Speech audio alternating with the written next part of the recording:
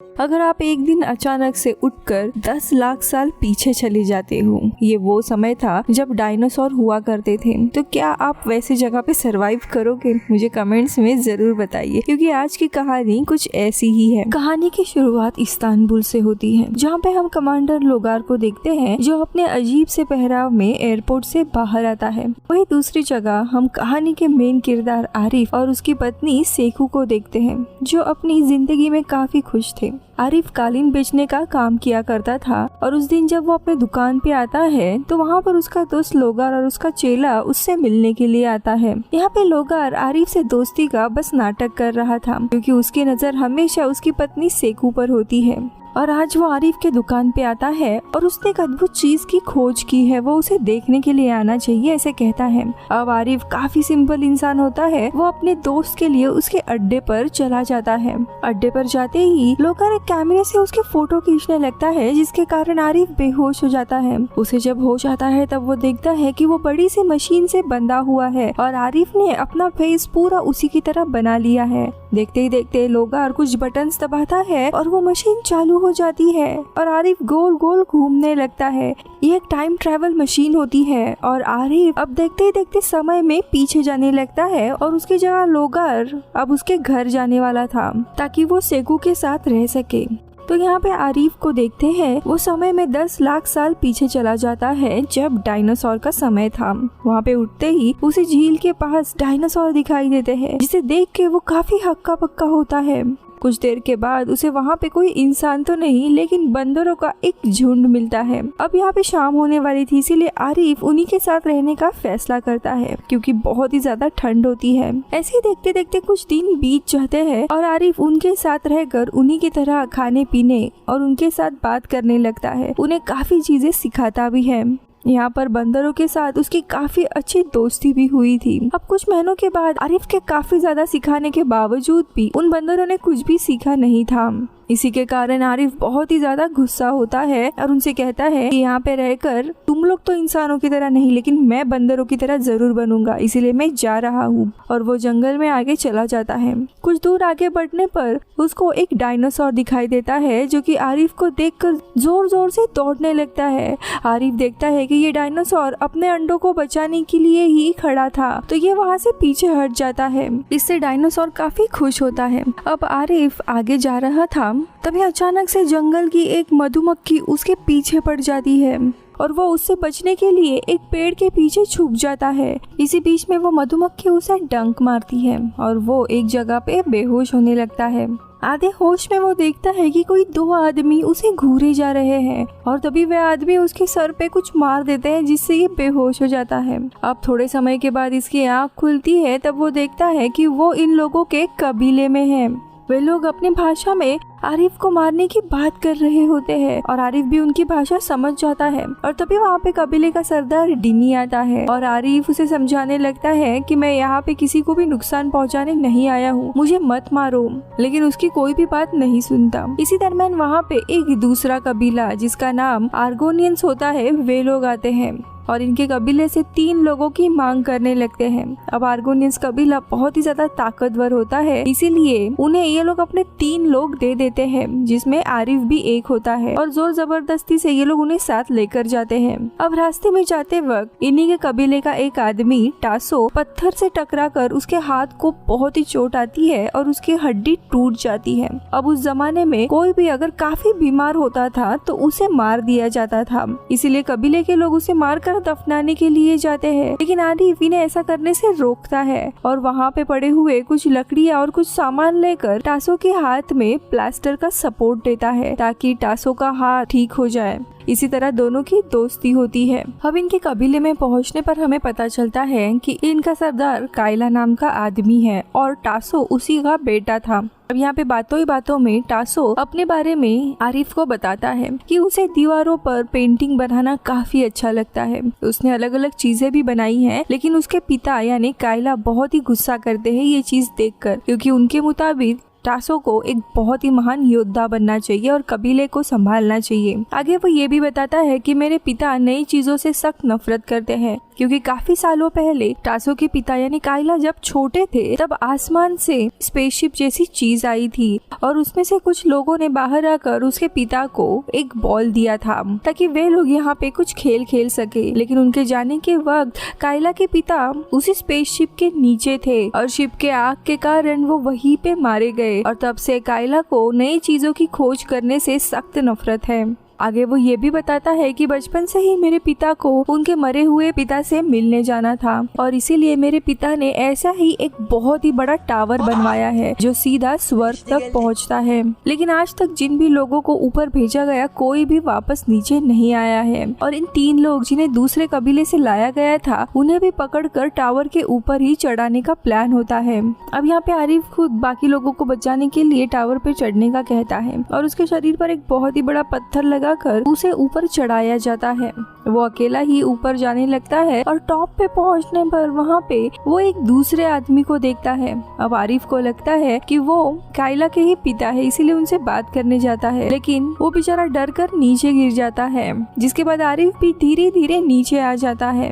कोई इंसान पहली बार ऊपर से नीचे आया था ये देखकर सारे कबीले वाले खुश होते हैं और काइला भी उसे माफ करता है और अपने कबीले में इनवाइट करता है। अब यहाँ पे कुछ दिन बीत जाते हैं। तासो और आरिफ की काफी अच्छी दोस्ती होती है और एक दिन तासो बताता है कि उसे दूसरे गांव की एक लड़की जिसका नाम मिमी है वो काफी पसंद है। वो उससे प्यार करता है और शादी करना चाहता है। इस बात से आरिफ को भी अपनी बीवी सेको की याद आने लगती है और वो उसे कहता है कि मुझे जल्द से जल्द अपने समय में वापस लौटना ही होगा, लेकिन उसे समझ नहीं आ रहा है वो क्या करना है। इसीलिए टासो उसकी मदद करने के लिए मान जाता है।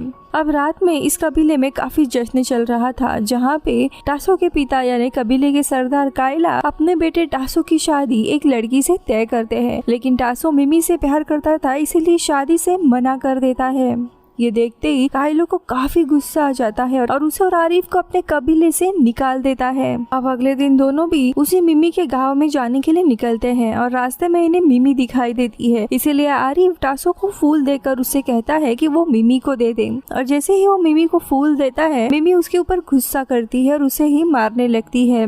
वो टासो से प्यार नहीं करती थी, लेकिन इनके बीच में ही तभी आरिफ आ जाता है और वो मिमी के सामने टासो की काफी अच्छी बातें करने लगता है। इतना ही नहीं, वो ये भी दिखाता है कि टासो मिमी के प्यार में इतना पागल हो गया कि उसने अपने पीठ पे उसका ही चित्र बनाया था यानी टैटू, जो देखकर मिमी बहुत ही ज्यादा खुश होती है और उसे भी टासो पसंद आने लगता है। अब यहाँ पे ये दोनों भी मिमी का जो गाँव होता है उनसे मदद मांगते हैं और कहते हैं कि हम इस गांव की मदद करेंगे, लेकिन इसके बदले में हमें गांव वालों की भी मदद चाहिए होगी। दरअसल आरिफ को अपने समय में वापस जाना होता है और वो कुछ तरीके ढूंढ रहा होता है ताकि वो टाइम मशीन बना सके। टासो, मिमी और बाकी सारे लोग उसकी मदद के लिए तैयार होते हैं और रात में जाकर काइला की एक गुफा होती है जिसमें आधुनिक सामान था, वहाँ से सारी चीजें चोरी करते हैं। अब इन सारे सामान का यूज करके आरिफ नई नई चीजें बनाने लगता है जो कि इस कबीले के लोगों की जिंदगी आसान बना सकती थी और उन्हें अलग अलग चीजें सिखाने लगता है। आरिफ अलग अलग इन्वेंशन भी बनाता है जिससे कबीले के लोगों की जिंदगी काफी बेहतरीन बनती है, जैसे कि वे लोग खाना अब पकाकर खा रहे होते हैं और उनके बच्चे भी पढ़ना लिखना सीख गए थे, स्कूल जा रहे थे। आरिफ ने उनकी सभ्यता को पूरा बदल दिया था और काफी इम्प्रूव कर दिया था, जिसे देखकर वो खुद भी काफी खुश होता है। अब यहाँ पे काइला को पता चल जाता है कि उसके गुफा से सारा सामान आरिफ और टासो ने लूट लिया है और वो काफी गुस्सा हो जाता है और अपने भाई यानी क्रागा को अपना सामान वापस लाने के लिए भेजता है। क्रागा जब इस गांव में आता है तब इनका अलग अलग इन्वेंशन देख के काफी हैरान होता है, लेकिन फिर भी उन्हें इस सामान लौटाने के लिए कहकर वहाँ से जा ही रहा था, लेकिन आरिफ और टासो उसका मजाक उड़ाने लगते हैं और क्रागा गुस्से में उनके खिलाफ युद्ध का ऐलान करता है। और उसके अगले दिन जब आरिफ, मिमी और टासो बाहर गए होते हैं तब क्रागा आकर गांव पर अटैक करके सारा सामान लेकर जाता है। पूरा कबीला तहस महस हो गया था और सारी चीजें तबाह हो गई थी। ऐसे ही काफी दिनों तक चलता रहता है और आरिफ इस लड़ाई से तंग आकर काइला के पास रिक्वेस्ट करता है कि तुम गांव वालों को छोड़ दो, मैं यहाँ पे किसी को नुकसान पहुँचाने नहीं आया था। लेकिन काइला उन्हें माफ करने के बजाय उन्हें फुटबॉल गेम खेलने की चुनौती देता है। दरअसल उस अंतरिक्ष के लोगों ने जब इन्हें बॉल दिया था तब से ये लोग फुटबॉल का खेल खेलते थे और उसमें काफी माहिर हो गए थे। लेकिन यहाँ पे शर्त ये रहती है कि अगर उसकी टीम जीत जाती है तो कायला का सारा सामान ये लोग वापस लौटा देंगे। लेकिन अगर कायला की टीम जीत जाती है तो आरिफ कायला के पिता को वापस लाने के लिए सबसे बड़ा टावर बनाएगा।